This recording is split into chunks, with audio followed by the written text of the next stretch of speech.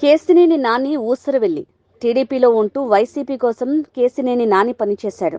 ఢిల్లీలో లోకేష్ ఏ లాయర్లను కలిశారు, ఎవరెవరితో మాట్లాడుతున్నారనే విషయాన్ని వైసీపీకి చేరవేశారు. చంద్రబాబు కోసం పూజలు చేసిన కేశినేని నాని ఇప్పుడు ఆయన్నే విమర్శిస్తున్నాడు.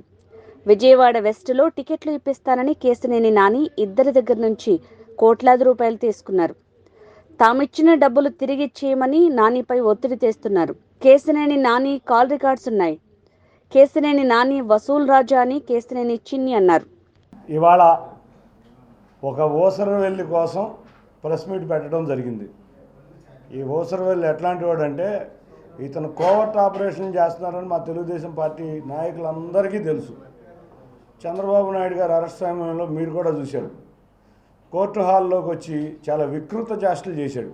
అంతేకాకుండా నేను చంద్రబాబు నాయుడు గారి మనిషిని, నేను ఎన్నో పూజలు చేశాను వారి కోసం అని చెప్పి లోకేష్ గారికి ఇంటికి తీసుకెళ్ళి మరి కుటుంబ సభ్యులందరూ కలిసి వారికి ఒక రక్షణ బంధమాన్ని కట్టి ఇటువంటి గొప్ప నాయకుడు జైల్లో ఉన్నారని అందరూ కన్నీళ్ళు పెట్టుకుని ఇవాళ వచ్చి ఏమో మాట్లాడతాడండి. ఈ పార్లమెంట్ సభ్యుడైన నాని చెప్పే అన్ని అబద్ధాలు. ఇతను ఏ రోజు కూడా ఒక నిజం చెప్పడు.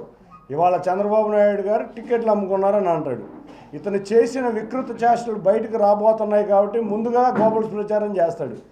ఇతను మీరు అర్థం చేసుకుంటే విజయవాడ వెస్ట్లో ఇద్దరి దగ్గర టిక్కెట్లు ఇప్పిస్తానని ఇద్దరు వ్యక్తుల దగ్గర, ఒకరి దగ్గర ₹1 కోటి, ఒకరి దగ్గర ₹4 కోట్ల తీసుకున్నారు.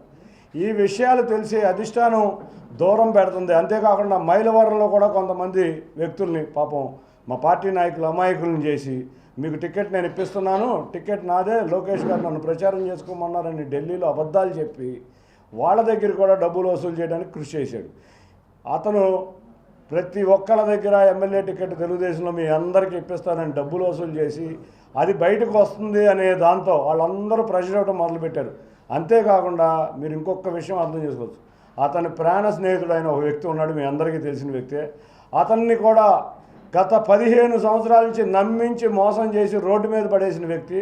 తన కుటుంబ శుభకార్యాలకు కూడా అటువంటి వ్యక్తి దగ్గర డబ్బులు తీసుకొచ్చి కుటుంబ శుభకార్యాలు వాడి అతనికి డబ్బులు ఇవ్వకుండా వాళ్ళు అతని పరిస్థితి కూడా రోడ్డు మీద జగదార్చిన పరిస్థితి. ఇతను ఫైనాన్స్ కంపెనీలే అనుకుంటారేమో, ఇంకా చాలా ఉన్నాయి ఇటువంటి విషయాలు. రేపు అవి కూడా రాబోతున్నాయి.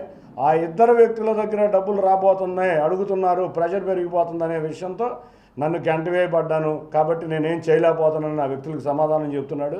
ఇవన్నీ కాల్ రికార్డ్స్ ఉన్నాయి, నువ్వు గుర్తుంచుకో. సరే పెట్టెల ద్వారా అన్నావు నన్ను, మంచిదే.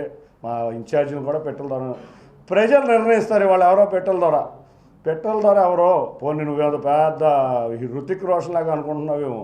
నీ ఆకారం చూస్తే నీకు అర్థమవుతుంది నీ పరిస్థితి ఏంటో. నీ మానసిక పరిస్థితి బాగలేదు. ఇంకొక విషయం చెబుతున్నా, నువ్వు ఎంతో నటించావు. ఇవాళ మా నాయకుల దగ్గర ఎంతో నటించావు. చంద్రబాబు నాయుడు గారు జైలుకి వెళ్ళిన సమయంలో అసలు ఏదో అయిపోయినట్టు కన్నీళ్లు పెట్టుకున్నట్టు చేసావు. ఇవాళ జగన్ దగ్గరికి వెళ్ళి పాలేరు పని చేస్తున్నావు. పాలేరు పని జగన్ దగ్గర చేయట్లా, నువ్వు ఇన్ఛార్జీలకి అసిస్టెంట్గా చేస్తున్నావు. నువ్వు రోజు నీకు తెలిసింది ఒకటే మాట, ఒక గ్లోబల్స్ ప్రచారం, పెట్టెల ద్వారా లేకపోతే డబ్బులు తీసుకున్నారు, విషానం ఎత్తైపోతున్నారని. అరే సారీ, నీకు చెబుతున్నా, నీవు కాదు కదా ఎవడొచ్చినా నీ నాయకుడు తండ్రి గారే మా పార్టీని ఏమీ చేయలేకపోయారు. ఇవాళ మీ పార్టీ మొత్తం ఖాళీ అవుతుంటే నీకు అర్థం కావట్లేదు. నువ్వు గోల్ పాడుకుంటావు, ఏసీ రూముల్లో అవుతావు. 2019 నుంచి 23 వరకు నువ్వు ఎన్ని గ్రామాలు తిరిగావని నేను క్వశ్చన్ చేస్తున్నా. నీకు దగ్గర దమ్ము ధైర్యం ఉంటే సమాధానం చెప్పు. ఇవాళ వరకు ఎక్కడా కూర్చోకుండా ఏసీ రూముల్లో కూర్చుని, అందుకే అధిష్టానం నిన్ను చేత్కరించింది, నిన్ను ప్రజా జీవితం నుంచి దూరం చేయింది. రేపు రాబోయే ఎలక్షన్స్లో నిన్ను ప్రజా జీవితంలో ఇది లాస్ట్ ఎలక్షన్, నువ్వు జీవితంలో ప్రజా జీవితంలో కనపడవు. అంతేకాకుండా నీవు మా నాయకుడిని, నేను నీకు మొన్న కూడా చెప్పాను, నేను అడిగే క్వశ్చన్కి ఏ రోజు నీ దగ్గర సమాధానం లేదు కాబట్టి నువ్వు దాటేస్తా మా నాయకుడిని విమర్శిద్దామని చూస్తున్నావు. సరే, మీ నాయకుడు ఒక సైకో కాబట్టి మా నాయకుడిని విమర్శిస్తే ఆ సైకో ఆనందం పడతారు కాబట్టి ఈ పిల్ల సైకోలందరితో కలిపి నువ్వు ఇంకో సైకోలాగా తయారయ్యావు. ఒక్కటి గుర్తుంచుకో, ఇంకొక 2.5 నెలల్లో నువ్వు ప్రజా జీవితంలో కాదు, నువ్వు చేసిన తప్పులకి నిన్ను చారుణమైన పరాభవం, అంతేకాకుండా దారుణంగా పరాభవించబోతున్నాం. తెలుగుదేశం నాయకులు కార్యకర్తలను అన్యాయంగా నువ్వు చేసిన నువ్వేమంటావు సౌమ్య గారి గురించి? ఆవిడ గురించి నువ్వు మాట్లాడతావా? నీ ఎడ్యుకేషన్ ఏంటి, ఆవిడ ఎడ్యుకేషన్ ఏంటి? ఆవిడ మంచి సాఫ్ట్వేర్ జాబ్లో ఉండి వారి తండ్రి గారు అకాల మరణం చెందినాక మంచి జీవితాన్ని వదిలి ప్రజా జీవితంలో ప్రజల కష్టాలతో ఆవిడ వెళ్తుంది. ఆవిడ అంటే నిజాయితీ పరురాలైన ఆవిడ్ని మీరు ఇష్టం వచ్చినట్టు విమర్శిస్తారా? అటువంటి విమర్శలు నువ్వు అందరి దగ్గర డబ్బులు వసూలు చేయటమే నీది. నువ్వు వసూలు రాజావి.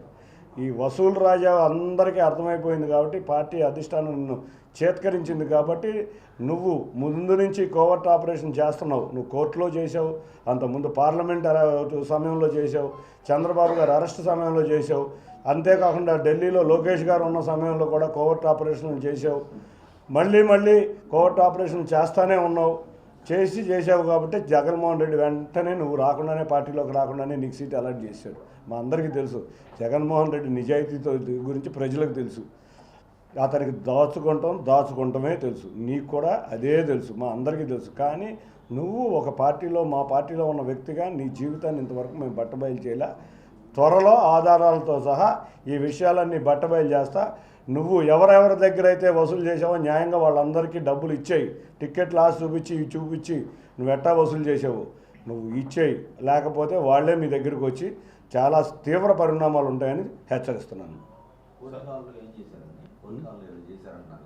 కోర్టు హాల్లో మీరే చూశారు కదా, బెయిల్ వచ్చేసిందని చెప్పి. బెయిల్ రాకుండా అక్కడ ఉన్న ప్రతి ఇన్ఫర్మేషను జగన్మోహన్ రెడ్డికి పంపిస్తా.